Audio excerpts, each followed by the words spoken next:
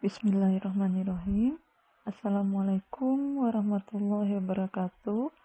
Selamat pagi anak-anak hebat Bunda, siswa dan siswi kelas 7 SMP Terbuka Negeri 5 Medan dimanapun kalian berada. Ucap syukur Alhamdulillah kepada Allah Subhanahu wa Ta'ala, Tuhan yang Maha Esa, di mana kita masih diberikan umur dan kesempatan sehingga kita bisa dan dapat melaksanakan pembelajaran kita yang bertepatan pada pertemuan ke-14 untuk bidang studi IPS. Tetap semangat dan jaga kesehatan selalu.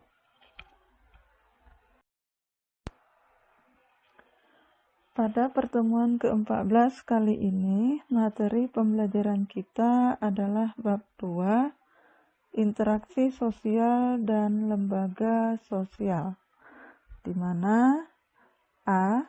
Interaksi sosial terdiri atas 1.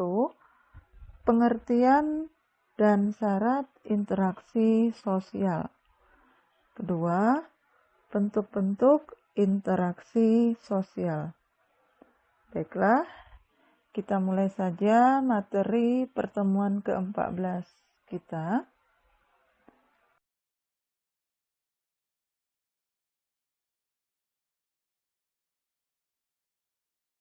Bentuk-bentuk interaksi sosial.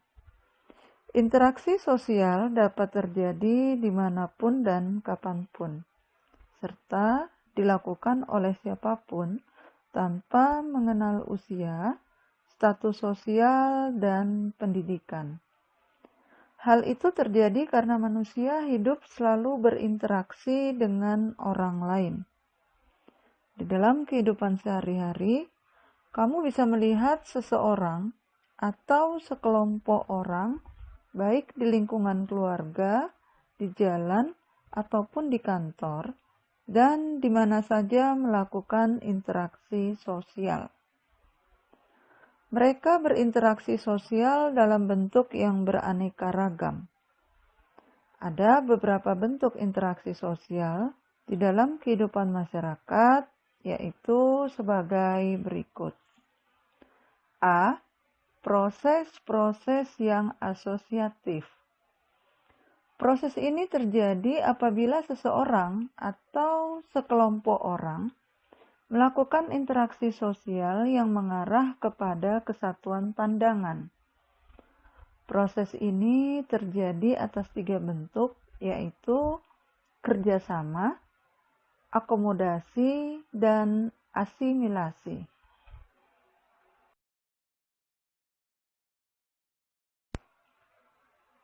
1.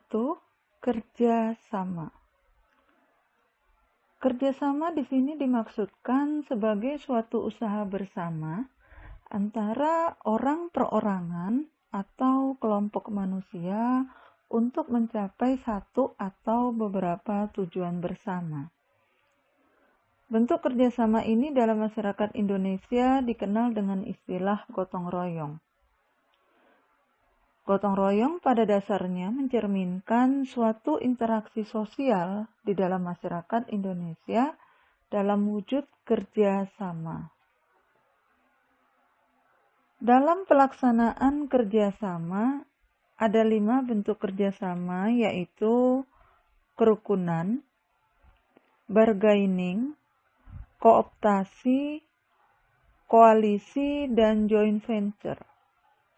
Contohnya, kerjasama di masyarakat sekitar, antara sesama teman bermain, teman sekolah, teman sekantor, dan sebagainya.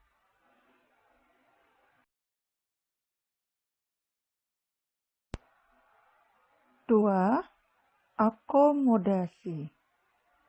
Sebagai suatu proses, akomodasi menunjuk pada usaha-usaha manusia untuk meredakan suatu pertentangan, yaitu usaha-usaha untuk mencapai kestabilan. Akomodasi merupakan suatu cara untuk menyelesaikan pertentangan tanpa menghancurkan pihak lawan, sehingga lawan tidak kehilangan kepribadiannya. Dalam pelaksanaannya, akomodasi memiliki beberapa bentuk, yaitu koersi, kompromi, arbitrasi, mediasi, konsiliasi, toleransi, stalemate, dan adjudikasi. Contoh akomodasi. Pemaksaan terhadap kaum yang lemah, penyelesaian PHK karyawan, penyelesaian yang bersengketa melalui pihak ketiga atau biasa disebut dengan mediasi, toleransi kehidupan beragama atau toleransi, pengadilan, dan sebagainya.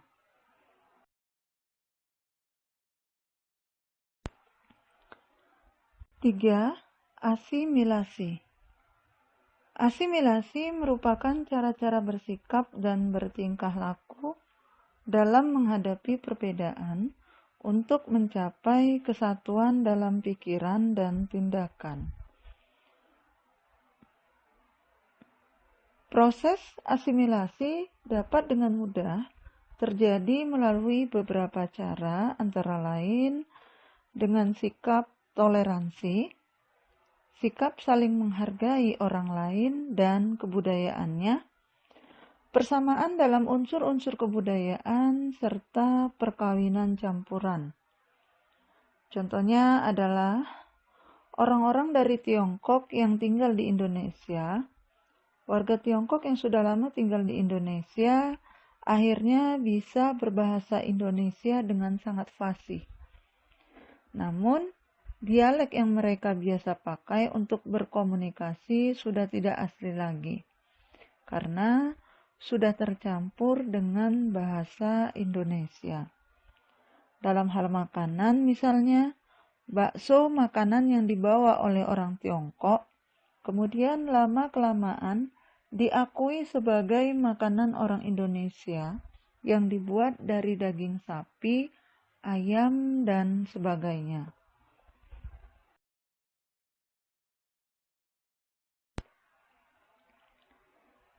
B. Proses-proses yang disosiatif. Proses ini terjadi apabila seseorang atau sekelompok orang melakukan interaksi sosial yang mengarah pada konflik dan merenggangkan solidaritas kelompok. Proses ini terdiri atas 3 bentuk, yaitu kompetisi, kontravensi, dan pertentangan. 1. Kompetisi atau disebut juga dengan persaingan.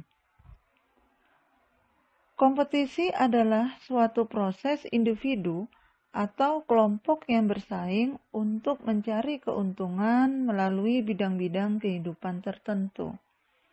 Contohnya, kelas juara, kesuksesan, sebuah piala, dan hadiah. Untuk mendapatkannya, seseorang harus bersaing satu dengan yang lainnya.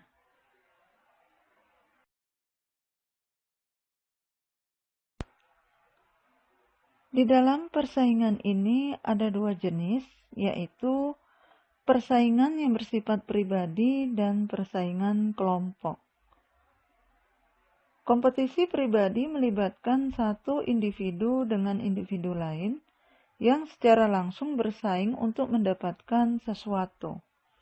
Seperti persaingan antara 2 calon ketua OSIS, persaingan tunggal putra-putri kejuaraan bulu tangkis, dan sebagainya. Kompetisi kelompok merupakan persaingan yang melibatkan berbagai pihak secara berkelompok, seperti pertandingan sepak bola, basket, pertandingan voli, dan sebagainya. Dalam pelaksanaannya, persaingan ini memiliki beberapa bidang, yaitu persaingan ekonomi, persaingan kebudayaan, persaingan kedudukan, persaingan kekuasaan, dan lain sebagainya.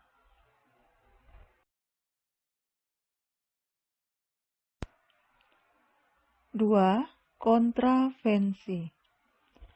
Kontravensi adalah sikap mental yang tersembunyi terhadap orang lain atau terhadap unsur-unsur kebudayaan suatu golongan tertentu.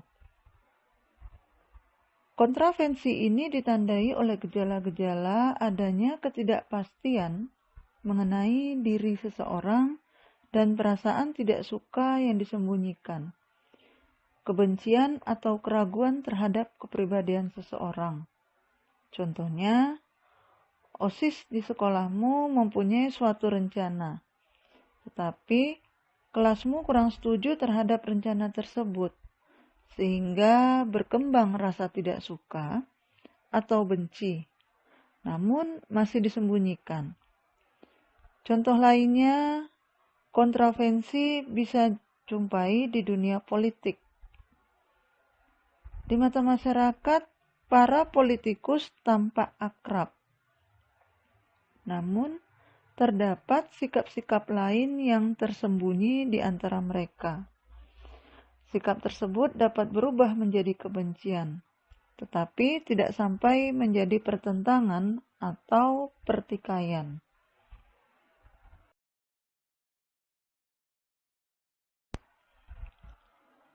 Tiga, pertentangan atau konflik.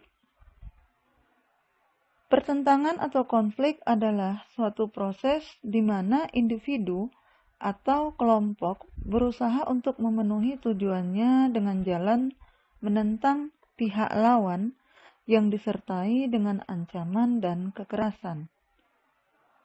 Konflik terjadi jika dua pihak berusaha saling menggagalkan tujuan masing-masing. Pertentangan atau konflik disebabkan oleh antara lain perbedaan antara individu-individu, perbedaan kebudayaan, perbedaan kepentingan, dan perubahan sosial. Bentuk-bentuk pertentangan atau konflik yang terjadi di masyarakat seperti konflik pribadi, konflik sosial, konflik antar kelas, kelas sosial, konflik politik, dan konflik internasional. Akibat pertentangan atau konflik, harta benda hancur, kebahagiaan keluarga terampas, dan banyak nyawa terenggut secara paksa.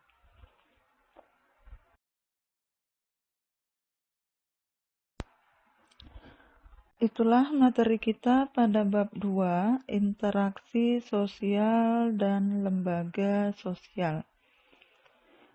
Sekarang ada beberapa pertanyaan yang harus kalian jawab. Di antaranya adalah pertanyaan pertama, apakah yang dimaksud dengan proses asosiatif? Pertanyaan yang kedua, tuliskan 5 bentuk pelaksanaan kerjasama. Pertanyaan yang ketiga, apakah yang dimaksud dengan akomodasi? Pertanyaan yang keempat, proses-proses yang disosiatif terdiri atas 3 bentuk. Tuliskan ketiga bentuk tersebut. Dan pertanyaan yang kelima, apakah yang dimaksud dengan pertentangan atau disebut juga dengan konflik?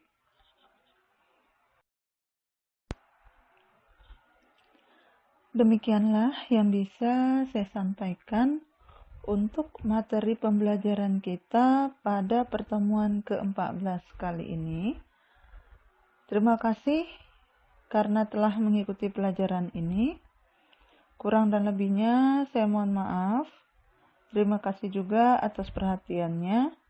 Semoga pertemuan ini dapat bermanfaat. Akhir kata saya ucapkan billahi taufiq wal hidayah. Wassalamualaikum warahmatullahi wabarakatuh. Selamat pagi.